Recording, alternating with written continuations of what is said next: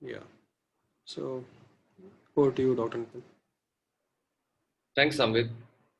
Hello, everyone. Good evening and welcome to the session. Hope you are all doing well.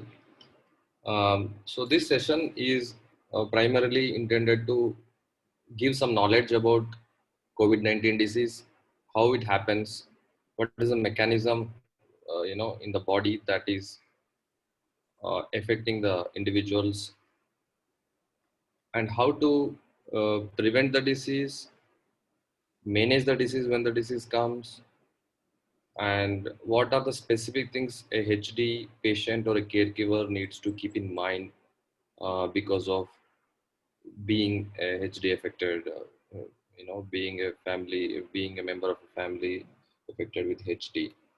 So there is some general information about COVID, and there is some specific information about HD related stuff. Now, why is it very important to know how the COVID-19 happens, what causes it, and how it causes it, the disease? This is important because when you understand this basic biology, it doesn't require you to have in-depth knowledge about science, but if you even understand the overview, you will get your answers many of the times, because we are still learning. We are in the middle of the pandemic. Our knowledge improved a lot from last March to now, and we are still improving. But knowing the basics will always empower you to understand, make decisions, don't without being panicked. So without being panicking, one should be able to make decisions, take care of yourself, and get through these difficult times. So let me get started about COVID-19. So COVID-19 is caused by a virus, as you all know, which is SARS-CoV-2. SARS stands for Severe Acute Respiratory Syndrome, and COVID is coronavirus 2. This is because there is already one coronavirus which caused SARS. The outbreak was in 2003, but that was not a pandemic. People could prevent it from being a pandemic. It was more fatal than this, but it did not spread. So this is similar. This virus is similar to that virus with some changes in its sequence. So if you know what is a gene, what is an RNA, what is a protein, that is good enough to understand this biology. What is immunity? A little bit. I'm going to anyway tell you that. So basically, a virus is nothing but a package of genetic material which has a code what to prepare uh, to make its own copy. Basically, it has no philosophy or no purpose to exist except for making its own copies. That is all. That is what happens even with virus in computers. It just self executes, replicates, and that's how interferes with our work. Nothing more harm can it do. But since it is a foreign thing in our body, your body reacts. So that we are going to see. So how does this SARS-CoV-2 look like? Next slide.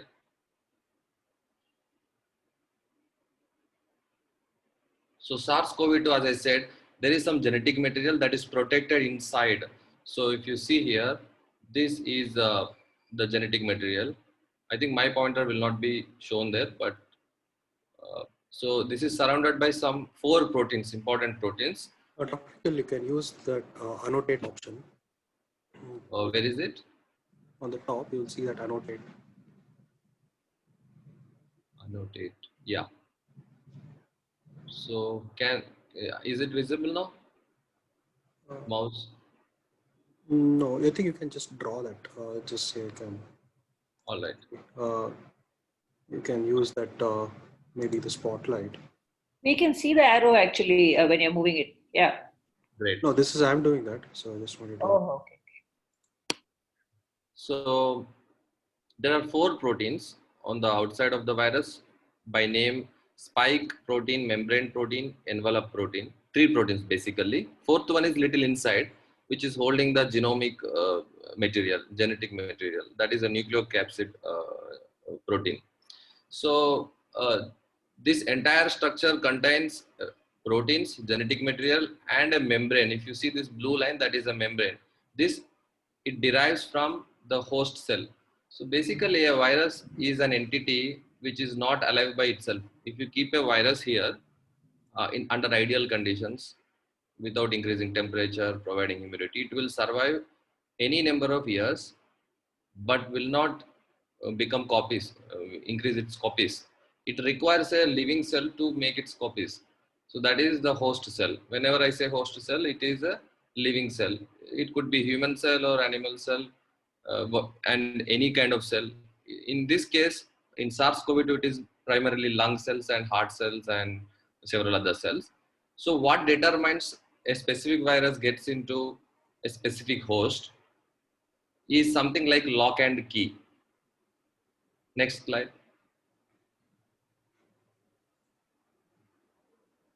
So the orangish one is the spike protein of the virus, which is like a key, and this is the ACE2 receptor of the human cell. This is like a lock. So this goes, and this receptor binding domain is the specific part of the spike protein which sits into this, and then the virus enters the cell. So now what is determining that entry of the entry of the virus into cell is the ACE2 receptor. So if there is ACE2 receptor on the cell, then the virus can enter. Where is this ACE2 receptor? The ACE2 receptor is in lungs, heart, kidneys, intestines, uh, and endothelial cells. I'll show you another slide where I have kept those. So basically, in comparison with previous respiratory illnesses like SARS and MERS, which is in 2011, this is very highly infective. The transmissibility is very, very high compared to the previous ones. That is the reason it has become a pandemic affecting entire globe. I probably no countries left. Next slide. So ACE2 receptors are present, as I already said, lung, heart, kidneys are not given here, but generally kidney and ciliated cells in nose, and intestines, and the covering lining the blood vessels. These are endothelial cells. So ACE2 receptors are there as well. So which means entire body has blood vessels. So entire body will have coronavirus entering into these endothelial cells of the blood vessels, and they replicate there. They make their copies and effect. That's the reason you also see blood clotting issues. And basically, whenever there is an endothelial injury, you have a lot of cytokines coming to repair, to clot the blood, so in general. So this is so when you have a specific injury at a part, the clot is only there.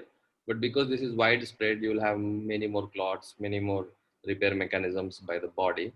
And ACE2 receptor is also present in central nervous system. So people are worried. We are not yet sure what kind of effects it will have on brain. So far, no big data saying that it will affect brain in a big way. But there is some psychiatric symptoms associated with COVID and post-COVID people, which I think could be due to the sensation about the pandemic itself and the effects of isolation and things like that. Next slide.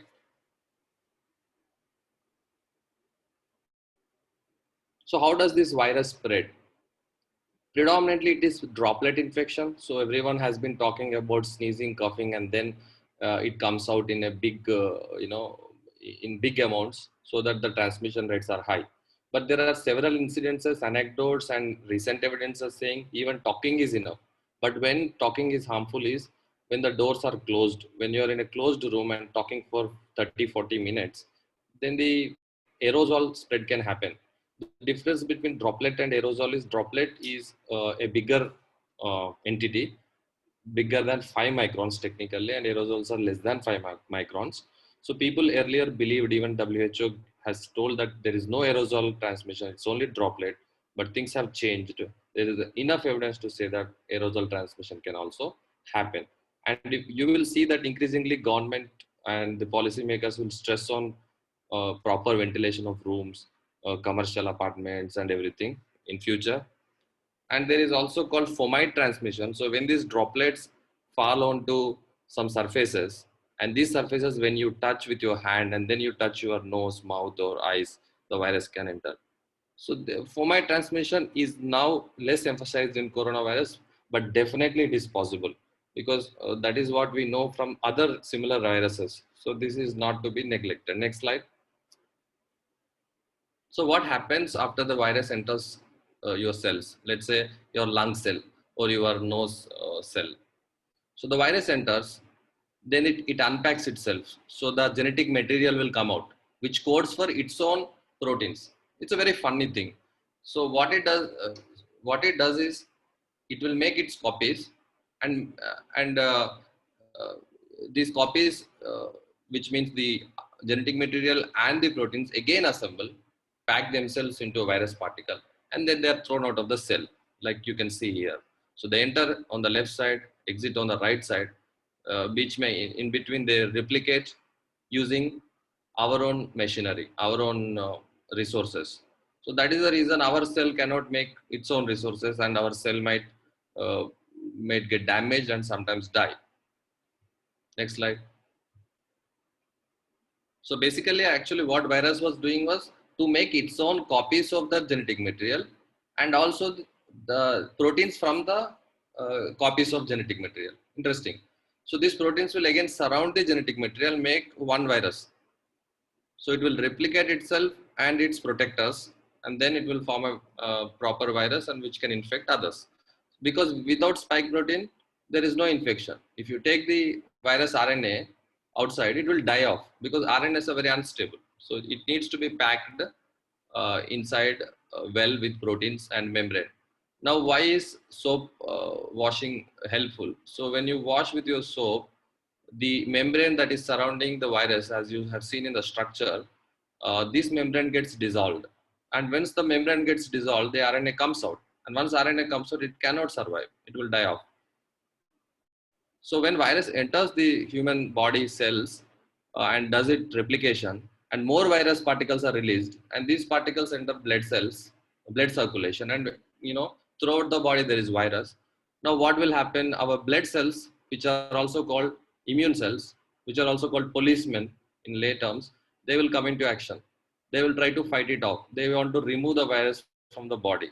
There are several ways immune system will remove the virus. They have to remove the circulating floating virus particles, and they also have to remove the cells which are infected with the virus, so that the cell is no more making virus copies, right? And also the cell is not healthy to do its function, whether it be it lung cell or kidney cell. So there are several mechanisms how it does, which is beyond the scope of this webinar, but I will be happy to talk to you another time and tell you what happens. Basically, there are two types of immunity. One is innate immunity and one is adaptive immunity. Innate is non-specific, be it SARS virus or MERS virus, these innate cells try to contain. But in adaptive immunity, they produce specific weapons against the uh, uh, coded proteins of the virus. For example, in SARS-CoV-2, the spike protein is the dangerous protein. So body will produce antibodies against spike protein. Also other proteins like membrane protein and nucleocapsid protein, but primarily spike protein because that is on the outside and it's dangerous. So some of our vaccines are containing the message to produce antibodies against only spike protein, like Covishield. But some of our vaccines, like Covaxin, is where you give the entire virus, inactive, killed virus. There are multiple antibodies. Not to say that one is better than the other. I'm just saying the mechanism. Both has its advantages, and Covishield has been working wonderfully across the globe. So when our immune cells get activated and try to kill the virus, what happens in the process is the policemen overshoot the thief. So sometimes our immune response is so exaggerated that it harms our own cells. How? So there are something called cytokine molecules which are required for the cells to communicate with each other. The policeman has to, there are different kinds of categories of policemen. So one policeman gives information to the other to fight off the virus. So to communicate, these cytokines are being produced. These molecules are helping the cells to talk to each other. These cytokines uh, cause inflammation, what is called inflammation. So the inflammation involves accumulation of cells and blood and fluid in the tissues. So when this happens in the lung, you cannot breathe because the exchange of gases is affected. So the oxygen cannot be taken from the air into the circulation. That's why it causes respiratory distress syndrome. So that is one way where we can, have lung infected and die.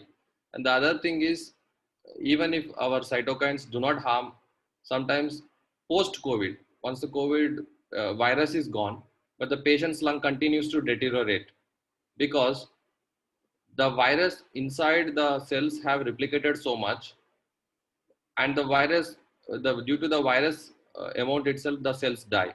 When there is death of cells, body thinks, let's close this area of lung because it's not functional. While body tries to close, which is called fibrosis, is scarring. So when you have a wound outside your body, there is scarring, and the scars are very tough, tight. That affects the lungs' capacity to inhale, exhale. The lung becomes stiff. This is called post-COVID fibrosis. That can also later kill the patient. So one thing is exaggerated immune response. Our own body's immune response can kill it. Other thing is virus replicating itself and making the cells ineffective can kill it. So not having immunity, you are at loss because the virus keeps on replicating and your cells die. You have immunity, but immunity is overshooting, then it is also harming you. And then post-COVID recovery also sometimes fibrosis happens. And fibrosis generally happens in people where there is excessive damage. I mean, excessive virus replication or even cytokines. So it is very important to treat the patient early so that you don't land up into the increased cytokine phase or increased viral load and the cells die. Next slide. And one more thing is that apart from lung injury, you have coagulopathy. On the previous slide, I've put this. I'm not sure any picture of this. So what is coagulopathy? So blood tends to clot. So clotting of blood is to protect ourselves from bleeding. So when you have injury, you want to prevent the bleeding. So there is a mechanism in the body to clot the blood. And this clotting is harmful in such situations like COVID, where there is extensive endothelial damage across the body. There are multiple clots forming. And these clots, when they enter from a bigger pipe, blood pipe, to a smaller pipe, which is a branch of the bigger pipe, then it accumulates the entire diameter. And there is loss of blood flow to the distal organ. And then the organ dies. This can happen for heart, this can happen for lung, this can happen for any organ. So that is why in the end I will come to those symptoms where you should be, alert as to some blood clots are being happening in the body and immediately take measures. So what are the symptoms of COVID-19? There's nothing new that I should tell about this because it's all over there and you might have read, but fever is the most common. Sometimes you may not started with cold, sore throat or cough, or you may not ever have this, but fever is found to be the most common symptom as of today in bigger cohorts from China and elsewhere. So just fever, no other symptoms, still you should be suspicious about this. And if you have exposure, like one of your family member is already affected, then it's pretty much possible that this fever is a COVID fever. So cold, sore throat, cough, headache, body ache, loss of smell, taste, loose motions, weakness. So if you see the presence of ACE2 receptors in body, which is in lungs, which is in nose cells, which is in intestines. So the symptoms are according to the presence of ACE2 receptors in your body. For example, why do you have loose motions? Because there are a lot of ACE2 receptors in the intestine. So the virus enters there and causes a lot of inflammation, secretions, things like that. Okay, so if you put this knowledge together, you will understand why you get certain symptoms, why you get such severe symptoms, and why should you target such things in treatment. We'll come to that. Next slide.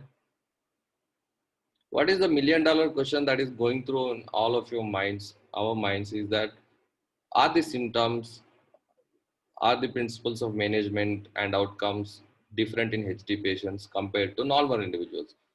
Because we are already suffering a chronic illness, genetic illness with no proper cure, managing symptoms on a daily basis, already under regular follow-ups with a neurologist or a psychiatrist. And upon this, if you have an already scary disease like COVID-19, we all naturally have these doubts.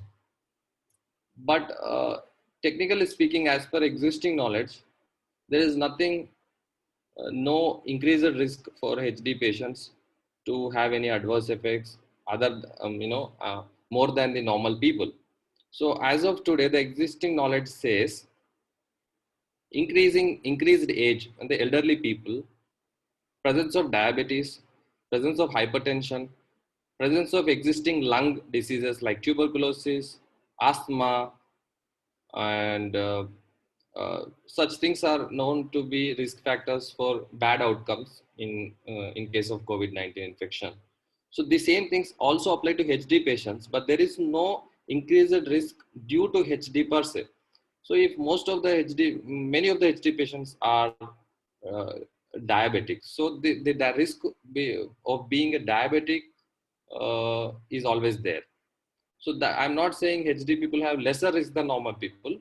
I'm saying HD people have similar risk as normal people, and the same principles of other coexisting risk factors like diabetes, hypertension, existing lung and heart diseases. But the specific problems that we face in case of HD patients is that because of their disability. So many HD patients in advanced disease cannot communicate. They can't say, I have a fever, I'm not feeling well, I have a cold or cough. So they cannot sometimes walk. Sometimes they are completely bedridden in the advanced stage. And many HD patients take a lot of medicines. Sometimes at least 4 to 5 medicines people take on a daily basis. These medicines, most of the neuropsychiatric medicines are metabolized in the body through liver. Now I'll come to that again during the treatment. So these medicines are already putting a load on your clearance system, be it liver or kidney, mostly liver. And now upon that, when you give antivirals are the drugs which reduce the viral load. They don't kill the virus again. Please be clear about it.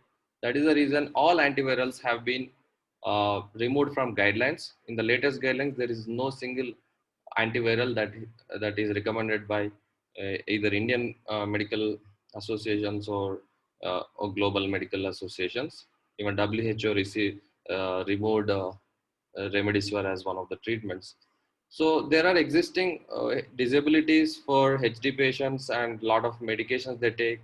So there are some specific problems that they may face which are not there in normal people. But it is not to say that they have high risk for death or they have high risk for severe disease. Many HD patients may remain completely asymptomatic or mildly symptomatic like others. But in case when it progresses to severe, the management will take more effort than for normal people. Even to hospitalize a bedridden HD patient, you all know how difficult it is. It is very difficult even to take them to a normal OPD many times and make them sit for long hours. So if it is to hospitalize, and especially if they're not eating well, already there's a loss of weight. There are several issues. So come next slide. So what are these more problems due to HD that I was referring to? So they cannot express their symptoms. There is loss of taste in many COVID patients, not all, but many COVID patients, where they don't feel like eating food. So if the patients are already having trouble in eating, there is no motivation to eat. And upon that, there is loss of taste. It will further decrease their food intake and they become further weak. And there is poor breathing ability due to chorea and dystonia. So if you see your HD patients, in moderate to severe advanced stages, they cannot breathe as well as the normal people because of chorea. The coriform movements of intercostal muscles will interfere them to take the diaphragm. So basically, you cannot contract your diaphragm deeply as well as the other people. And there are bouts of expiratory spells. If you see some of the HD patients, release some gas intermittently. So there is no what do you say, smooth breathing pattern. There is no melodious breathing pattern already. And probably their baseline saturations may not be as good as normal people. I mean, little less. And many HD patients have some pneumonia, especially when they have swallowing issues. Some of the food or saliva spills into lungs, which is called chemical pneumonia. Sometimes when it is milder, they keep neglecting, and this is one of the reasons why HD patients, get lung infections and die towards the end of their disease. And there are psychological effects of being isolated when you test positive, or your caregiver being under isolation. when they test positive, both are traumatic to patients and the caregivers. So most of the things that I tell apply to both caregivers or the patients themselves. Yeah, if you have any doubt, you can clarify with me what I was referring to, whether to HD patient or caregiver. And as I said, multiple medications. So it is very important for you to reveal to your COVID doctor about your medications that you take from your neurologist or psychiatrist. In case COVID doctor has a doubt, he can always communicate back to your neurologist or psychiatrist. You have to facilitate this. Next slide.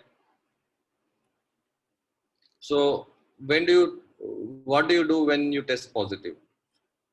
First, don't panic, right? You have faced a lot of things and you're living through it already, heart disease. Nothing to worry if you have right knowledge and take right measures. 90% cases, do very well even after being infected. So first thing is to isolate. This has to happen very soon. So as soon as you have a doubt, you have to isolate, not even wait for testing. And when you test negative, but your symptoms are uh, very similar to a COVID-19 patient, then you still have to isolate. You have to repeat the test. But now ICMR says loss of taste, smell without rhinorrhea, means without having running nose, is almost equal to uh, positive RT-PCR test. So don't have to repeat the RT-PCR even. You can consider yourself as positive and start treatment, which is mostly supportive when you have mild symptoms. So when testing is difficult, you can't go to a testing center, and testing center people are not coming to your home. You don't have to repeat. Sometimes, but isolation is very important. Even if the testing people take some time to come, please be in isolation until that time, and you get the report. If the people who got infected had isolated themselves well, world would not have had this pandemic. Strictly speaking, that's a different thing. There are many logistical issues and other things, but isolation is a very important thing during a pandemic. And note your symptoms carefully. I mean, either the patient or the caregiver, you should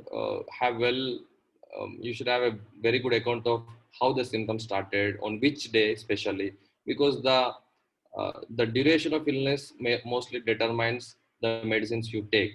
For example, until people were practicing remdesivir injections, it used to be given within 5 days, within as in between 4 to 7 days, neither early nor late.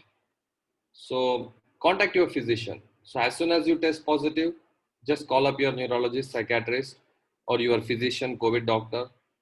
And in this case, because of HD, you should have consultation from two individuals. Unless you think your HD is in early stage, or your medications are just one or two, you don't have many problems with HD, that's fine. But ideally, if you think there is a need for both physicians to talk to each other and decide the best course of this thing management, you should always inform both, communicate between the people. This is very important because the awareness about HD itself is very less in the community, as you all know. Even the specialist doctors specialized in other treating other diseases like a pulmonologist may not be well aware of HD. So it is you have to be on the top of it while you get treated. So what are the medicines you should take and how should you monitor? So taking proper treatment, early treatment, and also monitoring regularly will solve the entire issue. So you will know what are the red flags and when to go to hospital. I'll come to that again. So how do you monitor? You check your temperature regularly. You check your oxygen levels regularly. So you have two simple instruments, thermometer and oximeter, not very costly. So you should have them at home. And there are some blood markers. So you should check your blood levels of neutrophil lymphocyte count, C-reactive protein, and D dimers. So each of these will have different value in assessing the patient and determining the treatment. Maybe I can talk to individuals as on need in the end if there are questions about blood markers. But generally, a physician should take a call. There cannot be a blanket recipe for this, blanket protocol saying these are all the um, markers for everyone. But in general, you check CRP, D-dimer, and blood counts. And medicines involve mostly supplements, vitamins, multivitamins, vitamin C especially, zinc, and you can also take symptomatic treatments like paracetamol, levocetirizine for your running nose and cough. So it depends on slightly on symptoms. But remember, symptomatic treatment only helps in relieving symptoms. It doesn't help you in eliminating the virus.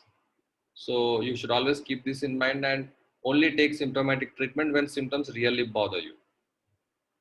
And having a healthy diet is very important. And 80% of patients will recover by these measures. And while you do this, you always monitor so you know whether you're going for good or bad phases. And in moderate to severe disease, when you think your cough is very bad, your fever is not coming down, there are two good options that are really helping people, which is steroid and anticoagulant. So if you remember, I told that our own body immune response is harming us due to cytokine storm. The steroids will help you in decreasing that. But remember, if there is no immunity, again, your cells are going to die anyway because the virus keeps on making its copies. So if you give steroid on day one, that will happen. This is what happened in first wave in the entire country, especially in the north. Many of my friends and patients told me this. And anticoagulants prevent your blood clotting, and blood clotting is necessary for you.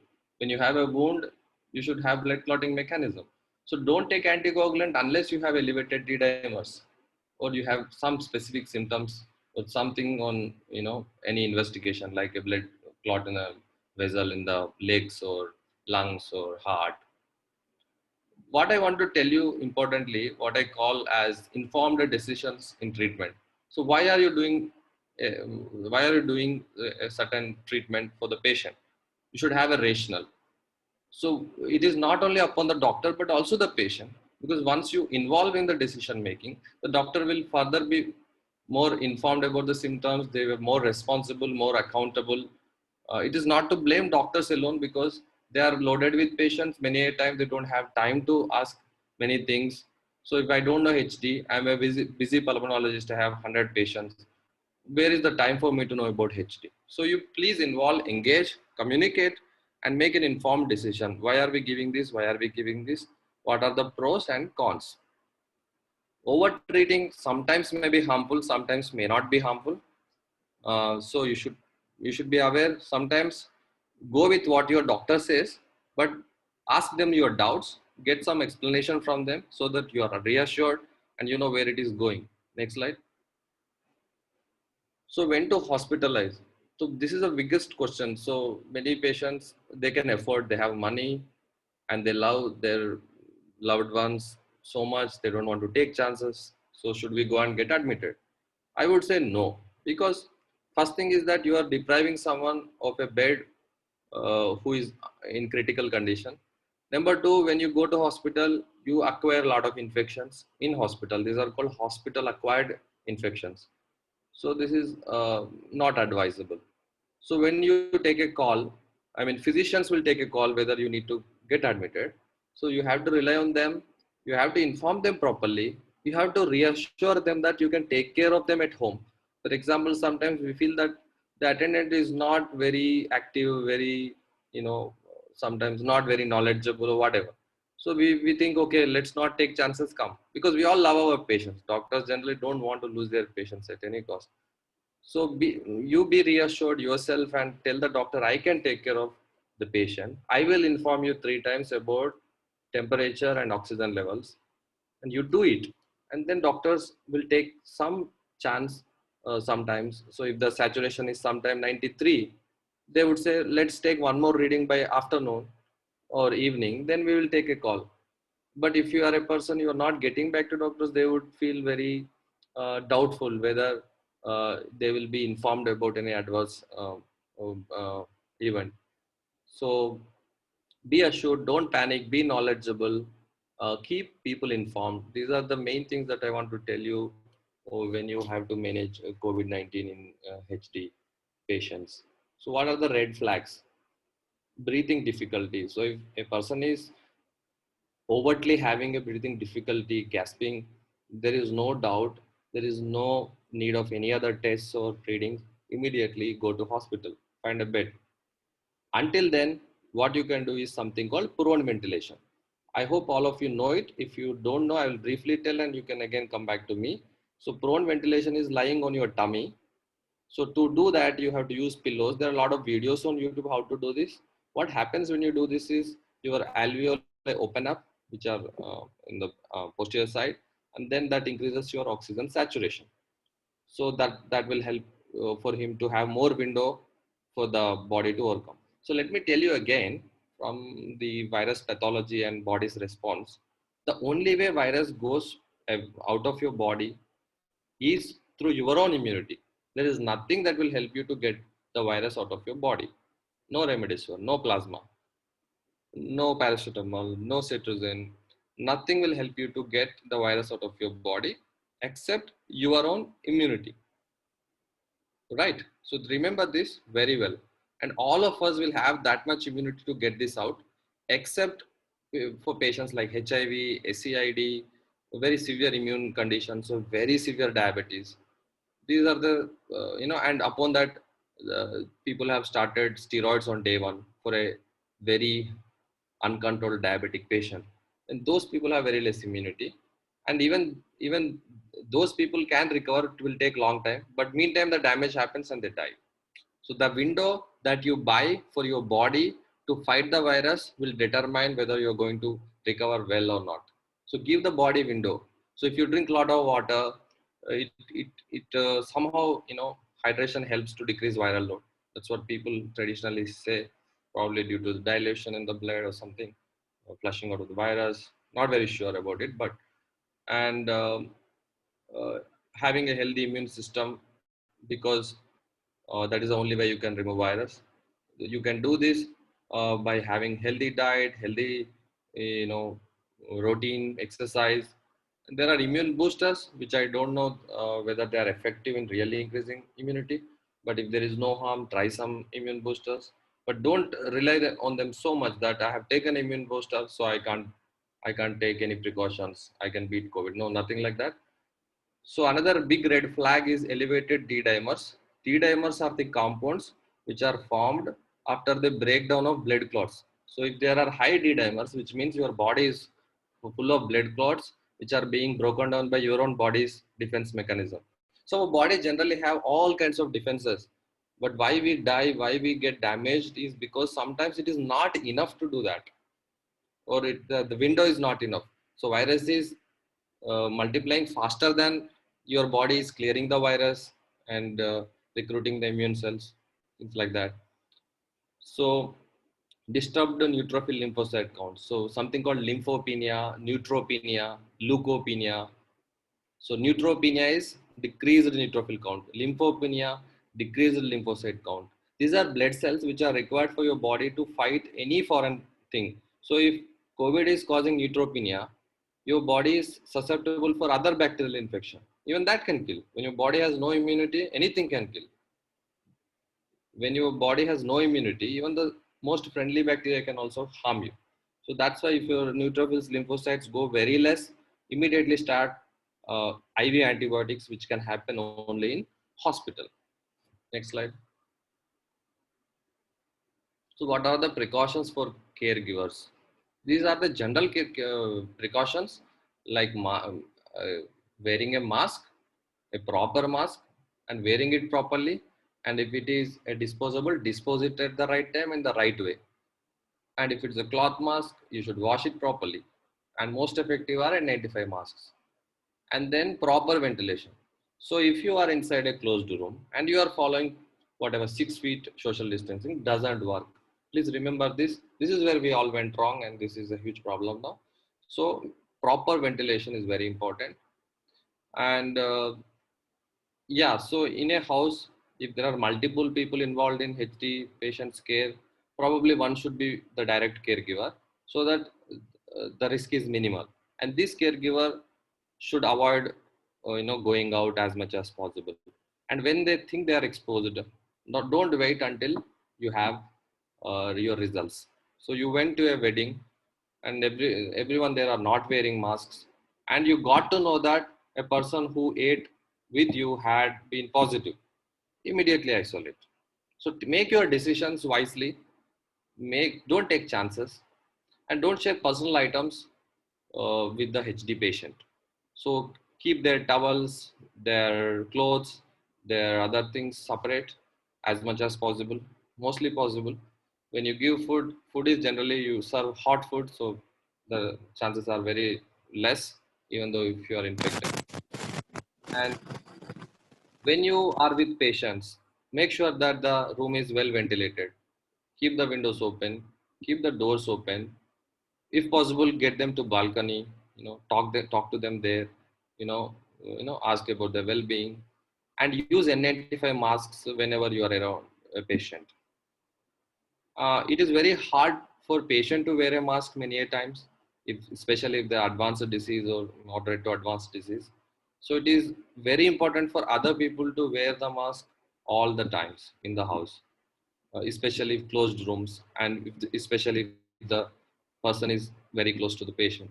And keep a thermometer and oximeter at home all the time. They're very cheap. You can buy one and keep. This pandemic is not going to go over very soon, at least. So be prepared for another 6 or maybe 1 year. You know, that's what we are hoping for. The best outcomes would be getting to normal by best would be getting to normal by maybe 8 months, not sooner than that. And get vaccinated. So this is something that many of you have been asking me, texting me, calling me about this. So because HD patients have another disease, HD, uh, are they equally eligible to take a vaccine? I would say yes. So there is no risk till now specifically associated with vaccination for HD patients. Now, don't jump into conclusion that they are completely safe. They have the same risk as other people when you take the vaccine. For example, a patient with an existing infection, fever, cough, should not take a vaccine. So if your HD patient has the same symptoms, then it applies to him as well, him or her as well. So don't rush to vaccine if you have a fever, existing fever. If you have been infected with COVID, the latest guideline says you have to give vaccine after 3 months. Again, this is the latest guideline, couple of days back, they have given it. And if you have allergies, it does not necessarily say that you will have an allergy to the vaccine, but tell this to the person who is giving you vaccine, the nursing staff and the doctor, and they will keep something ready in case you develop an allergy. And sometimes you can also ask them to give 1/5 of the dose, so zero point 0.2 ml first, and wait for 10 minutes and give the rest. So if you have a reaction, you will know by 10-15 minutes. If they agree to do that, but in case, and the rate of adverse events are very, very less. None of them whom I know have had serious adverse effects till now. And getting a fever after vaccination is completely normal. Getting a muscle pain around the vaccination site is completely normal. Getting sometimes headaches is also normal, because I've seen many people complain about headache. I don't know whether it's mass hysteria or something, but I myself had only fever and body pains for 1 or 2 days. That's it. So there are no additional risks. Please go for vaccines. And why is it all the more important for HD patients or caregivers to take vaccine? Next slide. Okay. Previous slide. Just time this thing. Okay. We have another 15 minutes. Are we running out of time? I think so. I mean, we need to give some time Okay. for So this question. is about vaccines. And why should HD patients or caregivers definitely go for vaccine is the reason, same reason that I have told you. We have additional problems to deal with. Your own HD to deal with, and when you are hospitalized, there are a lot of discussion involved between doctors.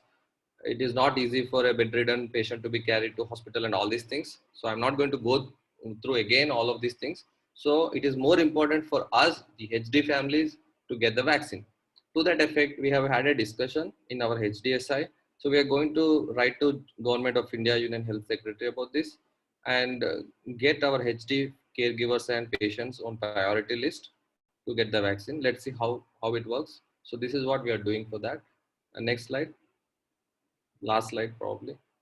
So what should you do in post COVID care? So one of your patient or caregiver has successfully come out of COVID, what you should do. Be assured, and caregiver should always reassure the patient it's all over, but please keep continuing your monitoring. If the D dimers were elevated while you had COVID, you should definitely follow it up.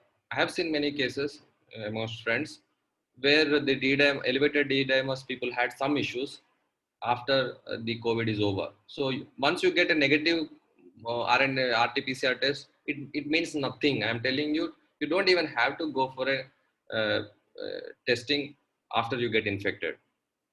Okay, it's only for diagnosis. You don't have to go for a testing and make decisions. What is important is to monitor the D dimers, sometimes CBP, your blood counts, and always stay in touch with doctors. Keep them informed if you have a new symptom, and you should restore your previous drug regimens. For HD patients, you have a lot of things to take care of: your movements, your psychological problems, and some other problems. So you have to get back to your routine and check for severe cough and oxygen levels regularly. If oxygen levels drop, nothing doing, you have to go to hospital. Even if the patient says I am happy, this is called happy hypoxia. They may not have dyspnea, they may not have respiratory problem, but if the oxygen drops, then you have to take them. So look for severe headaches, which can happen due to blood clots in the brain sometimes, not all the time. So again, if I say headaches are only due to blood clots, I'm wrong. So don't be worried. But if there is a headache that you never had, so then you have to inform your doctor. Tummy aches, because the blood clots can go to intestines, and then you will have severe stomach pain. And leg aches, sometimes blood clots happen in legs, so even that is harmful. I'll end here. I'll take some questions because I think many of them have joined. Let's start with questions. I think you can unmute yourself and ask questions. Or they can type in the chat box as well, so I'll take a look into that.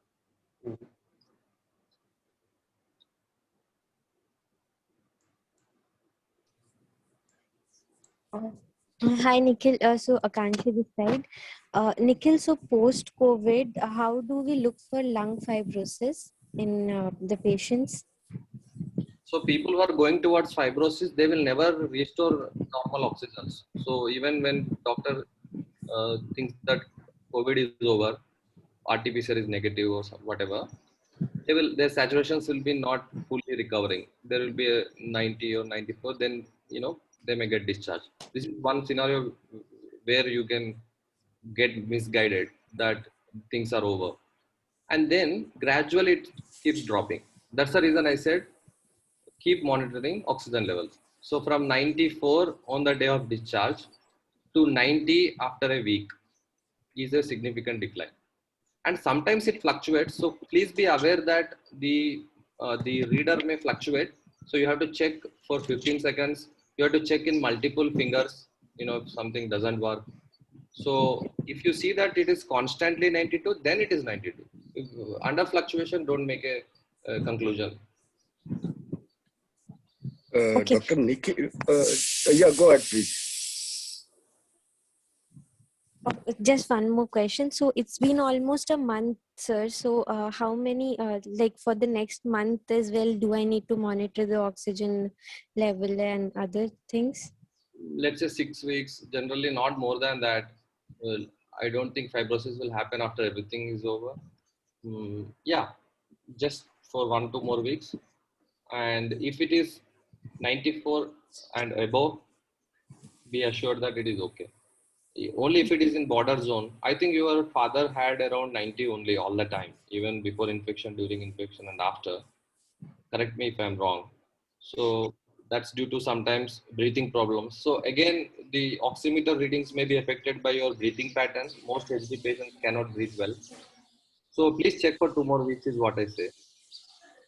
Okay, and any other tests shall I take up to just get a confirmation, or for the lungs or the liver, as we have given, we had given steroids. So, The only way to check fibrosis is CT scans.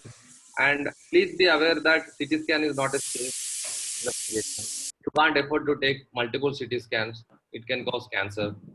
I'm not saying all the patients who take CT scans have cancers, but the risk is high. One CT scan is equal to 300 X-rays. So please don't simply go for CT scan unless you have saturation dropping. And I remember that your father had D-dimer normal. So Yeah. I don't think you have to repeat it. But in case you think there is some severe pain in the body somewhere, get one D-dimer. That's it. Sure, sir. Thank you, sir. No problem.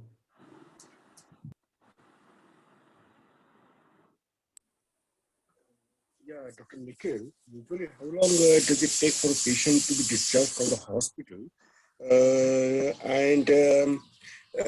If the patient is on oxygen support, and after removing the oxygen support, if the oxygen levels are lowering down, and what could be the reason for that? Because this patient is almost hospitalized for 26 days now.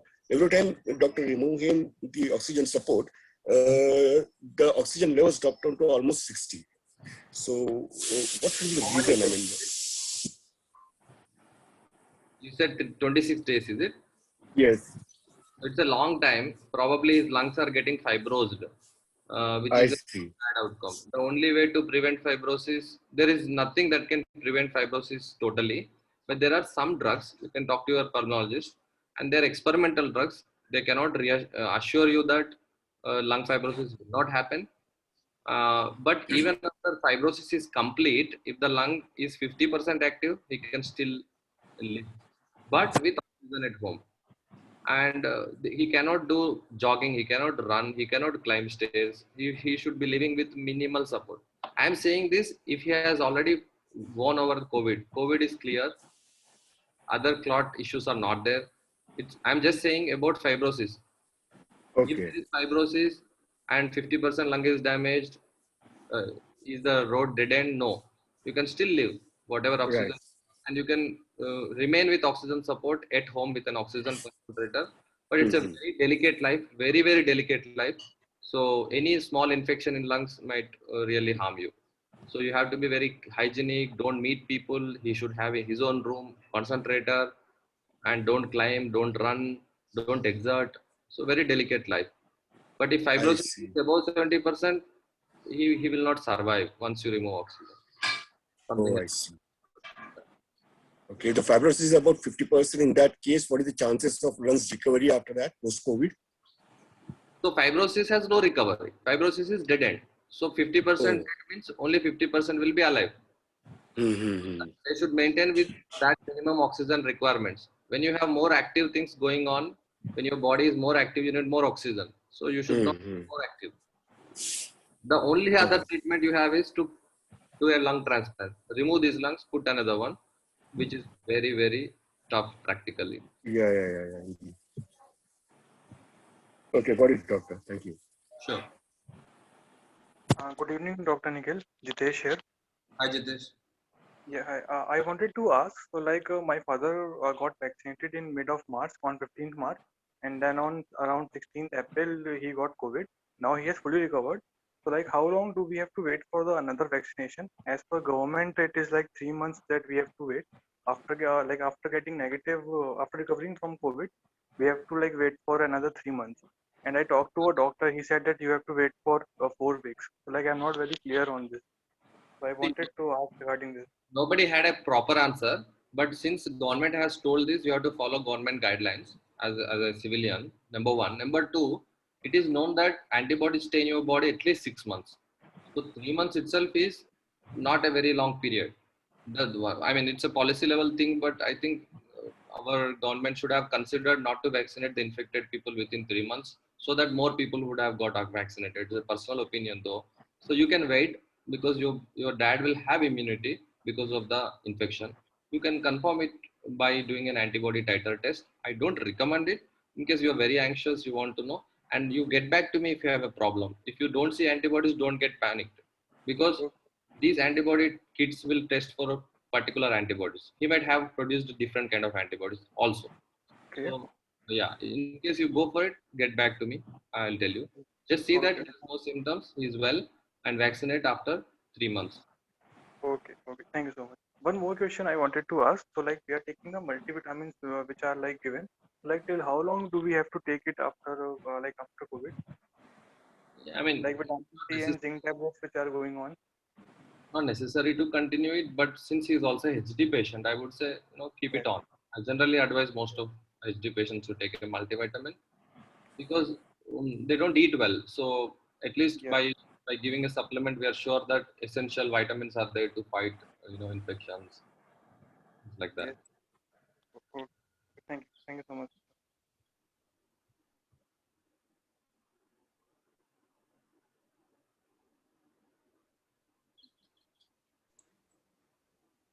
Yeah, anyone else? I think we are almost on the time now.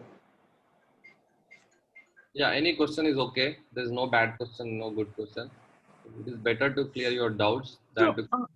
sorry, doctor, I had a question regarding my husband. As you are aware, the severity 8 that has come in his CT scan, how serious it is? Like it's a mild or it's a moderate one, and how many Okay, days he will take to recover approximately? okay, okay, good question. So, what you understand by a severity, CT severity score is how bad the lung is today, now, cross sectionally. It does not say whether he will recover well or not. So I have seen people with CT scores 15, 20 who recovered well. Now, what determines whether you recover is your immune system, how it is responding, your other treatments like giving steroids, anticoagulants, making sure your oxygens are good, and things like that.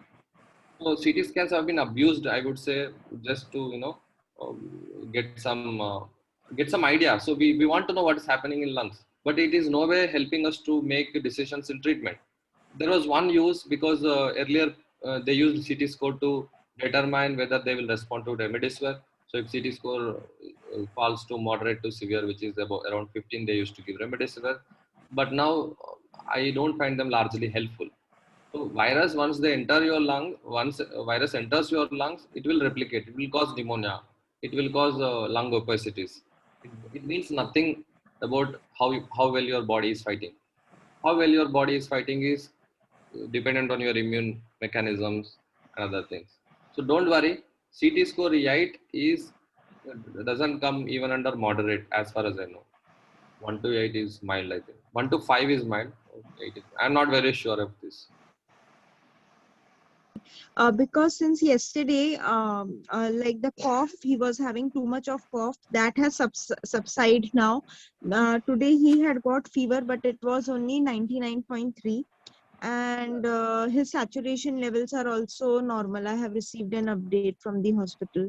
That's good. That's a good sign. So I told you, right? The cough will happen because virus is still there. There is inflammation. There is slight ARDS probably, and this will be reduced by steroids. I even thought giving inhalation steroid would help him, but anyway, you did the good thing to hospitalize because it's safe. I was just worried whether it is a over cautious decision because taking to hospital, putting them in hospital is not a joke. So his fever has come down because steroids are there. His breathing problem has come down, cough has come down because steroids are there, and his saturations were always good. So I think he will come out. Within 2 3 days he should be fine to even get discharged. Let's see. Fine. Okay. Thanks, doctor.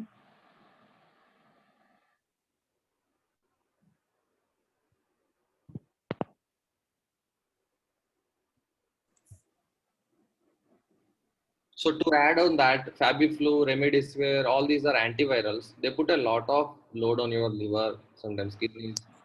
So if you're already taking a lot of neurology medicine, psychiatric medicine, the liver is not very healthy enough to metabolize the extra medicines. And since there is very less evidence that the antivirals help, I think you should inform your doctors saying that my neurologist, my psychiatrist told that to inform you that he's already on these medicines and we need to check liver function before we give antivirals. And in fact, you can tell them that guidelines are not in favor of antivirals, but don't never argue, but you can discuss in a friendly manner and sometimes trust their instincts as well. Yes, Param.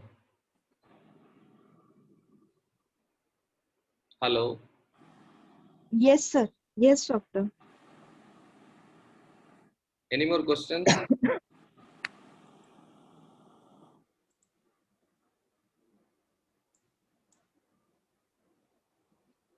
So we have 18 participants today, but I get almost 10 phones or calls or texts every day. Why don't people come over here and interact? It will be a very good platform. Sometimes I have to repeat everything for same thing many times for different patients. Anyway, good that we have done this. And I also wanted to understand more of your problems in dealing with COVID-19. So keep texting me about the problems. If you can't call me, I may not pick up sometimes. So we will issue an advisory based on what I told you now. So that can be downloaded maybe from Samit. Can we do it in website? Yeah, we can do it on our website. Right? And we are also trying to communicate to GOI for getting vaccines for HD families. I hope it works. Let's all pray for that. There are no more questions then.